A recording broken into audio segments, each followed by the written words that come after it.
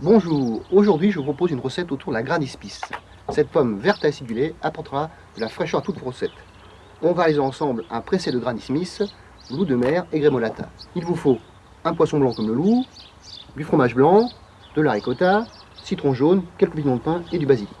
Pour le poisson, l'idée c'est de le découper comme un carpaccio et on va tailler de très fines escalopes. Vous allez prévoir à côté une assiette, un petit peu de fleur de sel, un peu de poivre. Et on va déposer le poisson au fond de l'assiette. Ensuite, donc, pour mariner le poisson, on va prendre un citron vert. On zeste un petit peu dessus, légèrement. On le couper en deux. On met un petit peu de jus. Comme ça, le poisson va cuire avec l'acidité du citron vert. On rajoute un trait d'huile d'olive. Ensuite, on attaque la petite farce. On verse la ricotta dans un récipient. Ça va apporter un petit peu de fraîcheur, 2 belles cuillères de fromage blanc pour détendre le mélange. On y met un petit peu de piment de pin pour apporter du croquant, un peu de piment d'Espelette pour le peps, du poivre du moulin. On va essayer d'obtenir un petit mélange assez tartinade. Voilà, notre petite farce est prête. On passe à la pomme Granny Smith, on va la tailler en fines tranches, fines lamelles, à l'aide d'une mandoline. Alors l'idée c'est d'à chaque fois de tourner d'un quart autour de la pomme pour avoir à la fois de la peau et de la chair. Un petit peu de sel sur les pommes, on y met un peu de piment d'Espelette également et on va laisser mariner tranquillement nos pommes. Ensuite on passe à la grémolata.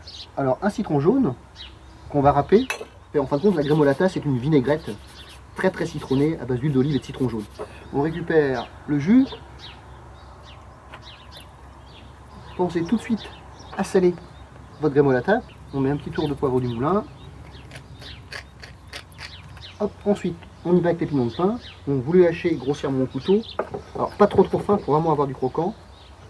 On va concasser du basilic, on a des belles fleurs, on va les conserver pour la décoration. Vous rajoutez à votre mélange, voilà, on finit par un petit trait d'huile d'olive. Allez, on passe au dressage. Alors, petit truc de chef, pour pouvoir coller les pommes au fond de l'assiette, mettez un petit trait de notre préparation, fromage frais avec un petit peu de ricotta. Et on vient coller les pommes sur la préparation, comme ça votre pressé ne bougera pas. Un petit peu de fromage frais sur les pommes, ceci. Notre poisson, on vient le déposer sur le fromage blanc. Et on continue. Un peu de fromage blanc. Donc cette recette-là, vous pouvez la préparer à l'avance. Vous la faites le matin pour vos invités du midi ou l'après-midi pour vos invités du soir. La grémolata, on arrose notre pressé. Et on avait conservé nos fleurs de basilic. Vous les mettez en décoration, une là, une là. L'idéal de ce plat, servi bien frais, donc passez-le au frais un bon quart d'heure. Une entrée simple, rapide, et je vous souhaite un très bon appétit.